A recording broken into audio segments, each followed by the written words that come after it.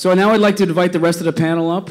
So we're going to have Mark Pincus, Andrew Goodfriend, Todd Singerman, Wendy Dio, and Mark Stroman. That's you, Mark.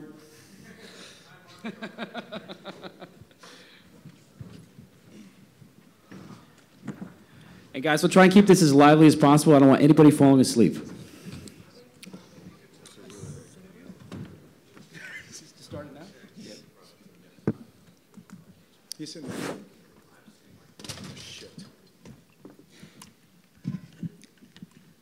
Let's let Mark get settled here. Hold on.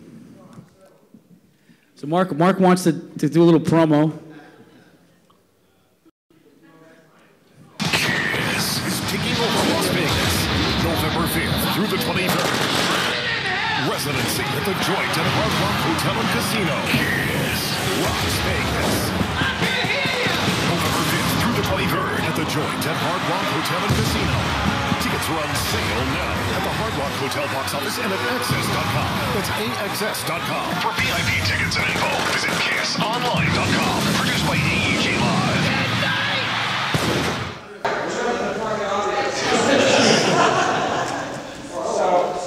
Listen, I'm going to say a couple words right now.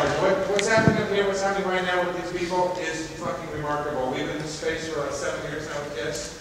This is the future. We're going here, and I hope you're going with us. So I just want to excite things up a bit.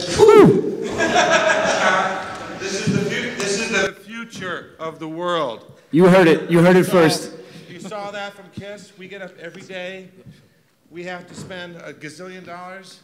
And you saw that video, and here's what I'm saying. End game. Beat that. The only way to beat that is with what's happening with holograms. So get in, get on board, now's the time. You spent 7 years doing all your research. It's time to get on board. There, I'm done. Thanks very much. Thank you very much. Los Angeles. Actually, thank you very much. Panel is now excused. No, I'm just kidding. So guys, I'm going to ask the questions, and I'm going to try and do this where it's not so awkward. So I'm kind of looking at, this is kind of the setup is not really optimal. But. Okay, guys. We talked a lot so far about holograms as digital recreations of artists. But holograms can be used in a variety of formats by virtually any kind of band. Shows can be pre-recorded, shot live, simultaneously beamed around the world. Everyone on this stage is working with hot touring properties. What comes to mind when you consider this capability? Somebody want to jump in? So, in other words, what for any of your artists, whether it's now or in the past, would you think that this kind of solution would benefit? Well, I'm going to jump in. Hi, so I've got very little to say. I'm Mark Stroman. Have we met? You all look familiar to me. I've been working for Doc McGee at McGee Entertainment for the last 10 years, and I came from a television and film background and launched a little show called The Simpsons, The X-Files, and I'm actually a pretty remarkable marketing genius. You guys can Google me later. Anyway, here's what's happening and what has to happen. The reason I agreed to speak here at this conference, because of who attends this conference and who is here. This is about buyers and it's sellers, but it's about venues and it's about Live Nation and AEG and everybody who has bought everything they could possibly buy. Now they own popcorn and they own beer and they own parking and they own everything else they could possibly own at every venue across the planet. They need new revenue streams because an empty seat is a lost revenue. And what needs to happen is the paradigm needs to shift. Management has been putting all the money. If you guys had any clue what it costs to put Kiss on stage, if you knew what it costs to get Kiss to wake up, you would have serious questions about getting in this business. Kiss is bigger and bolder than ever now. We're about to launch our big tour in Moscow. We're doing 30 cities in Europe. We're going all over South America. We've got big, the next 3 to 5 years, the biggest and best ever. You let me know how many heritage bands are going to be out there in the next 5 years. You let me know if Zeppelin's going to be touring. If you name a band that you think might be touring, you're wrong. So you got to think about what's the future. And what the future is you need investment spend. Okay, so Live Nation, AEG, whoever you are out there that owns everything, you got your money from parking and you got it from popcorn. You need to investment spend if you want your seats filled. You got to. That's the paradigm shift that I believe needs to happen. The managers who are spending all this money to put all these guys out there, these bands out there, We've done it. We're making you all money. I think you all now need to investment spend a little bit more so you can help make yourselves more money. Because something like a hologram can happen on a Tuesday or Wednesday or Thursday. It doesn't happen on a Friday or Saturday night.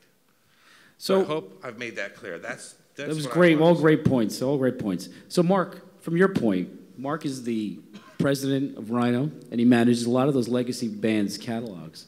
What can you tell us about the state of the fans going to these shows and how this could impact something like them? Well, we love the hologram idea, and as you saw with Desert Trip, classic rock is as big as ever. It hits a great demographic. As you can see, I saw Kiss not so long ago.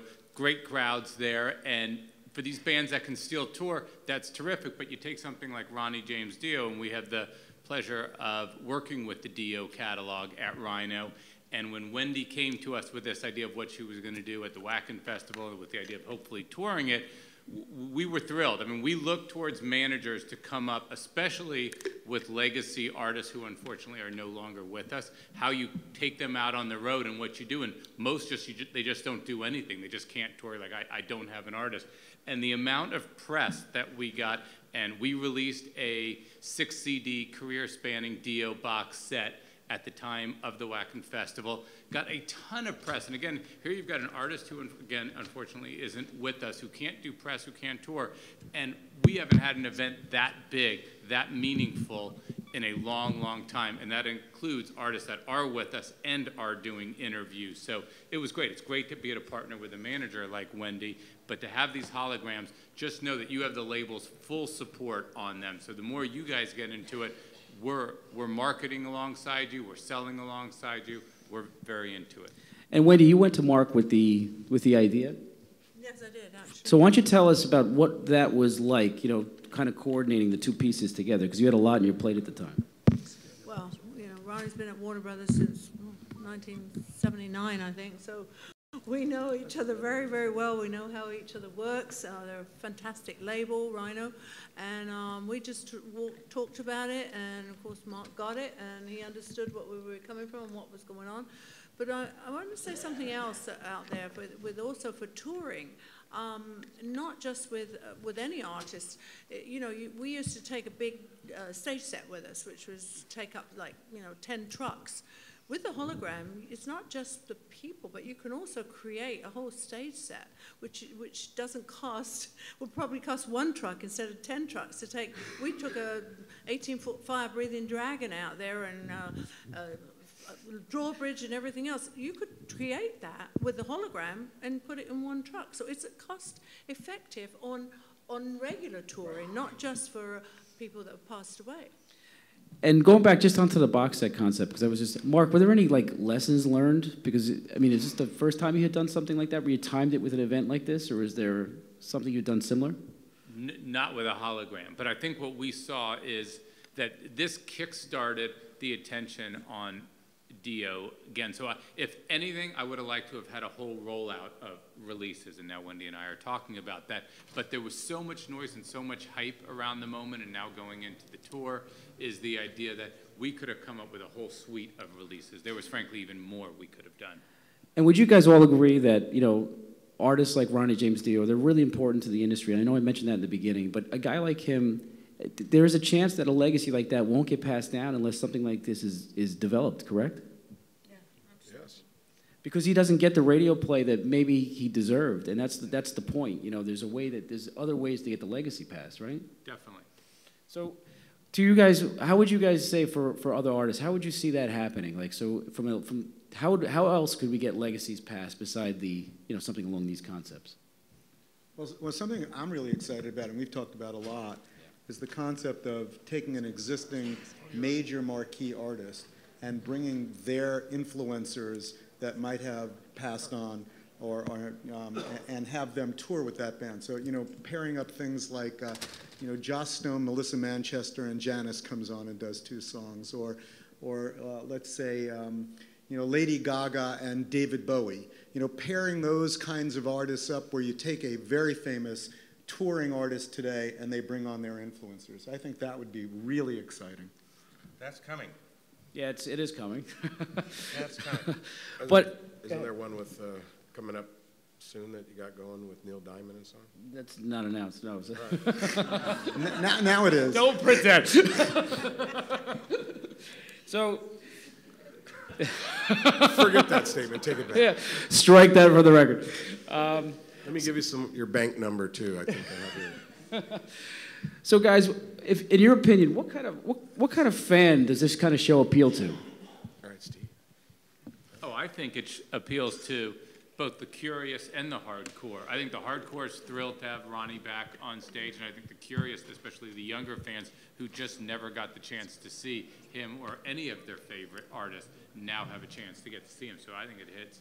You know, I noticed at Whackin' a lot too, being in the audience, a lot of the parents just going, see what I was telling you? In other words, just even that bond to me really meant a lot. To see the parent being able to have told their kids about this and then now being able to show it to them. I mean, that's something nobody's able to do. I mean, at the end of the day, you can say anything you want about this, but that experience to me, seeing the parents, I mean, I've seen several of that going on where you could just see that excitement and then the kids like, now I get it, you know, and you need to be there to get it.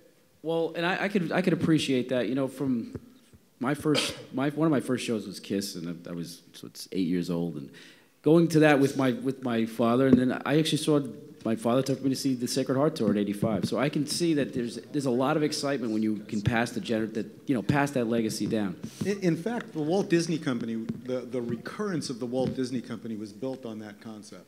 It was Michael Eisner and Jeffrey Katzenberg who reinvigorated the Disney catalog, which people that were my age, when we were having kids in the 80s, we recalled what it was like to go see those movies when we were kids and we were taking our kids. So it's the same kind of concept. But my point is, old or young, or if it's love the current artist playing with their old artist and maybe deceased, it doesn't have to be about a heritage thing. A good show is a good show.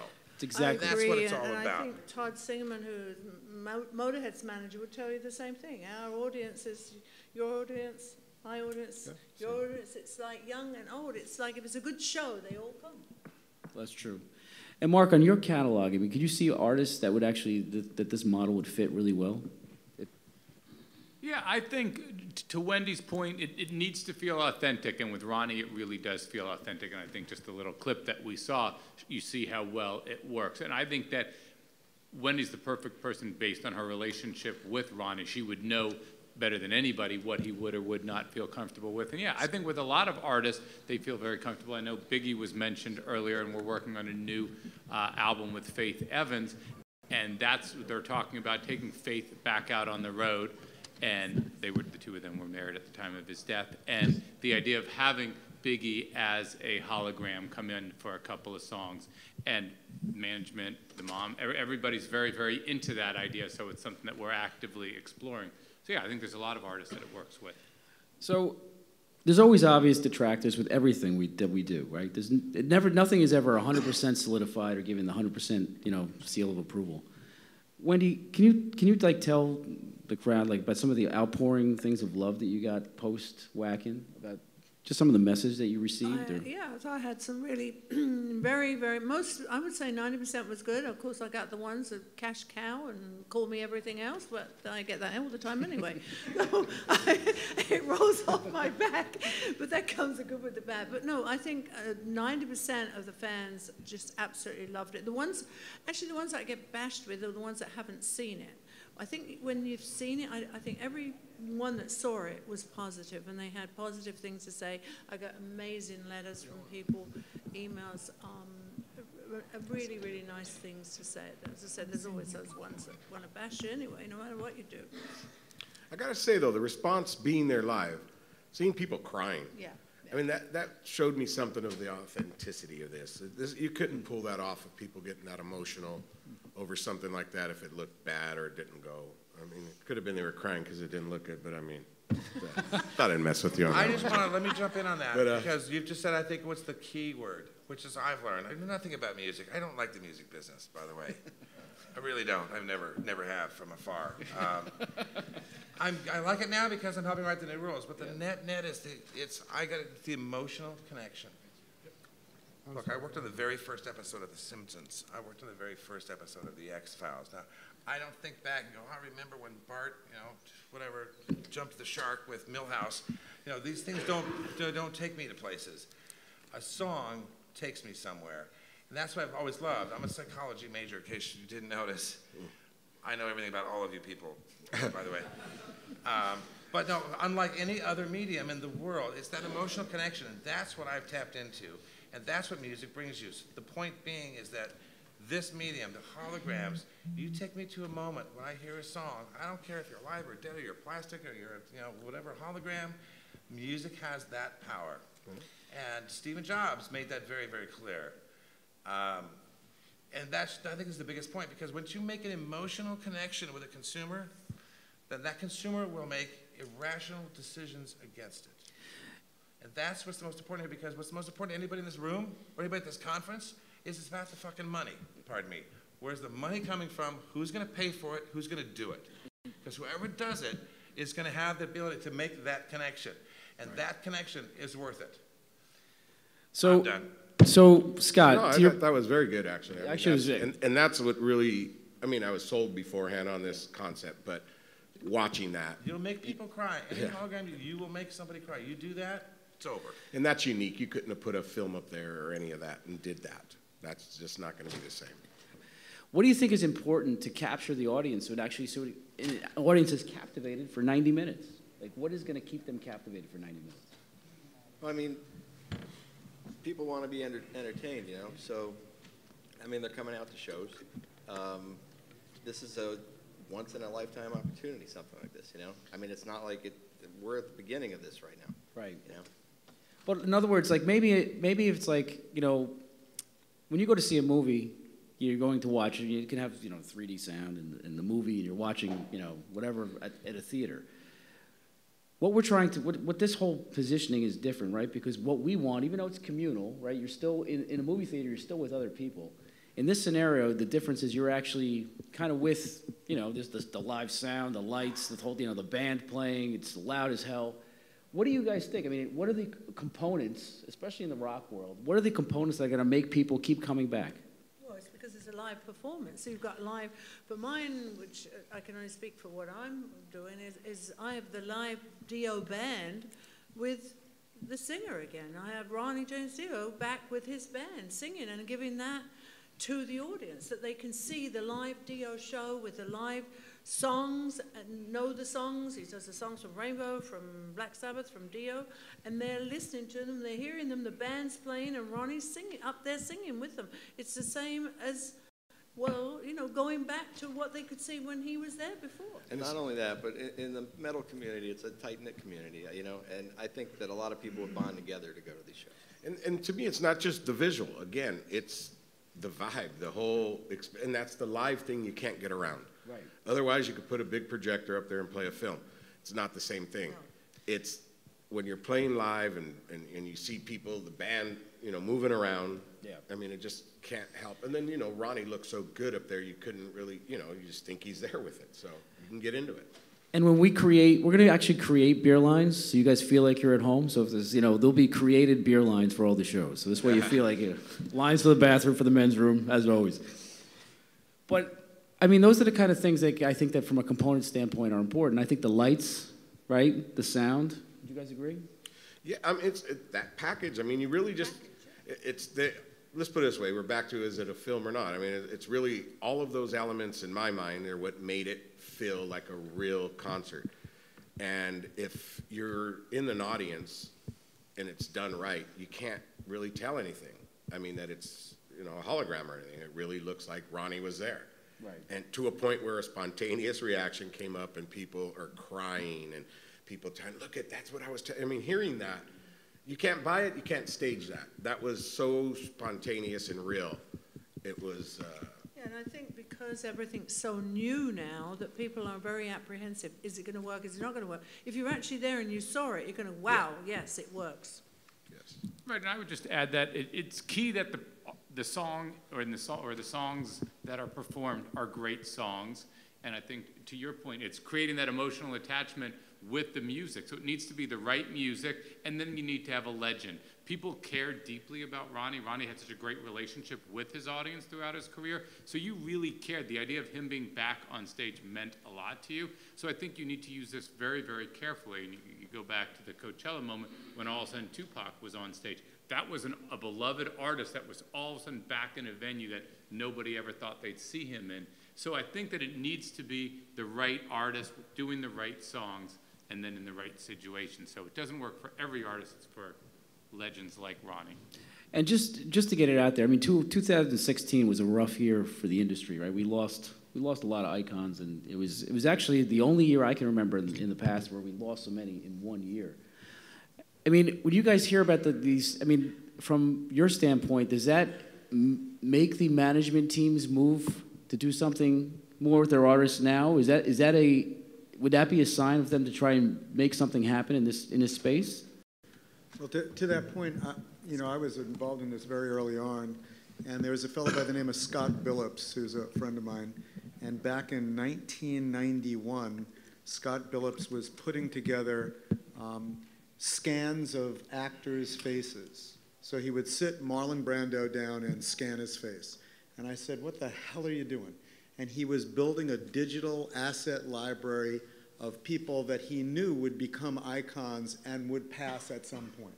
And so the answer to that, when we first started talking, the first thing I said was, is there a live mask or a death mask of Ronnie James Dio? And the answer was no. There was obviously no scan of Ronnie James Dio.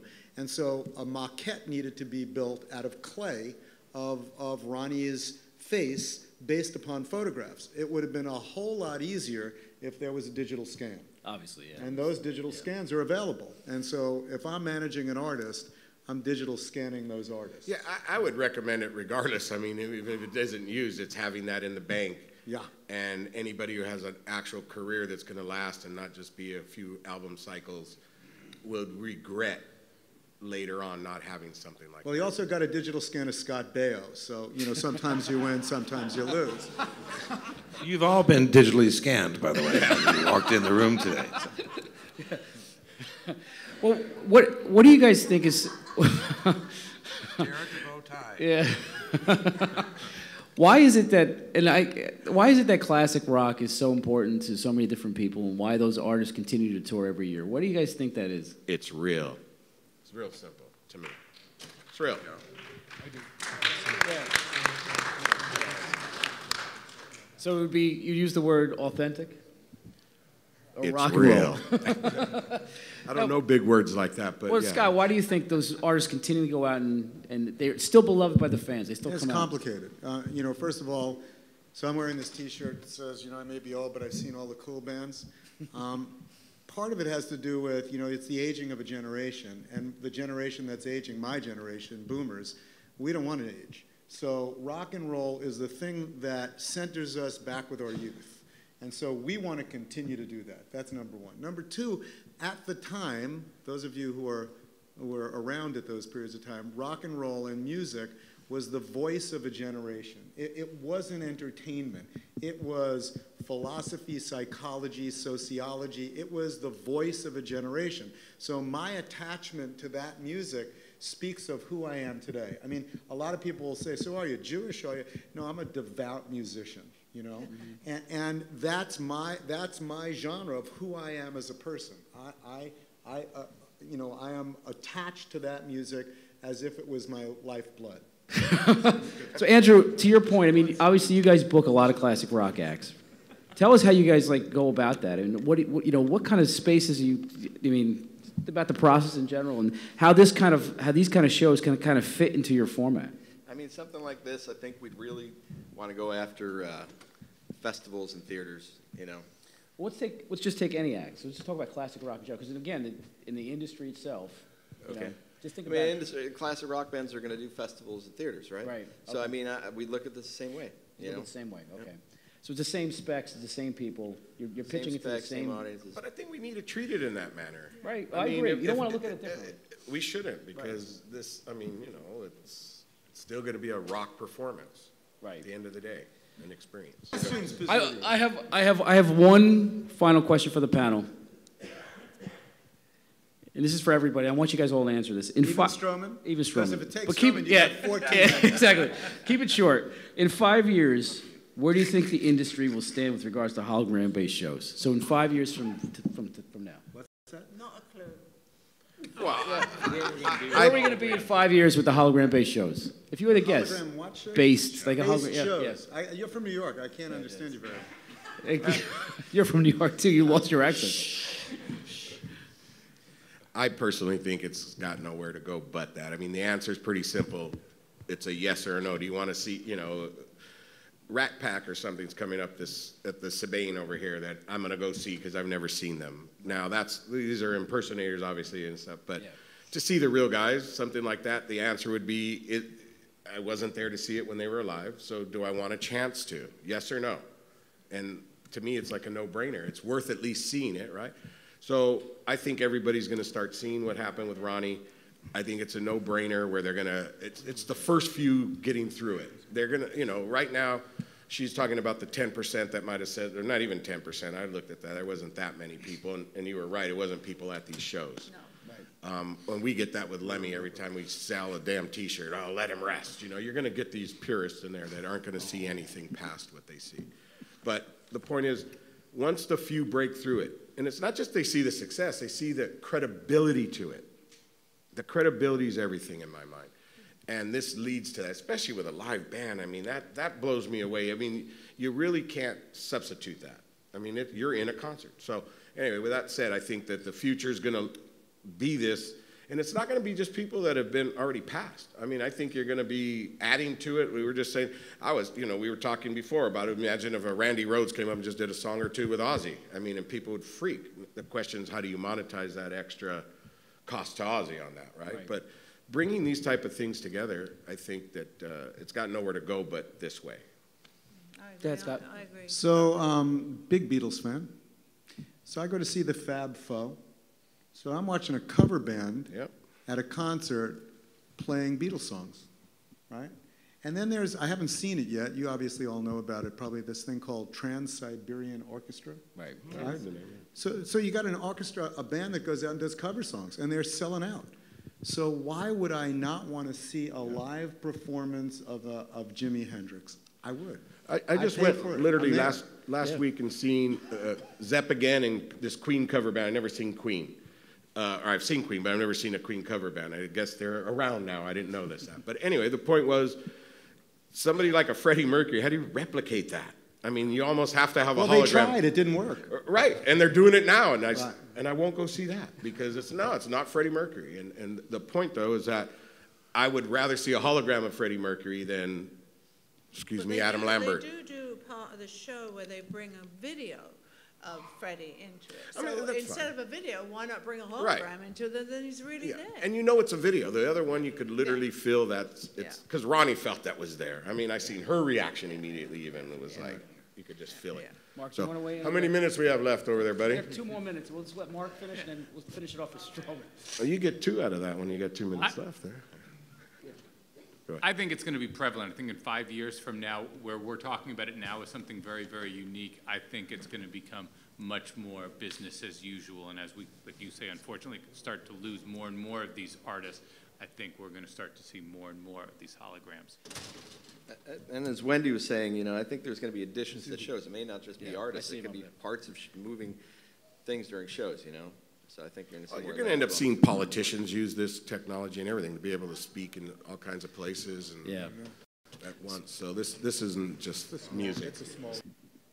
I want to thank the panel. So Scott Ross, Mark Strowman, Mark Pincus, Wendy Dio, Todd Singerman, and Andrew Goodfriend.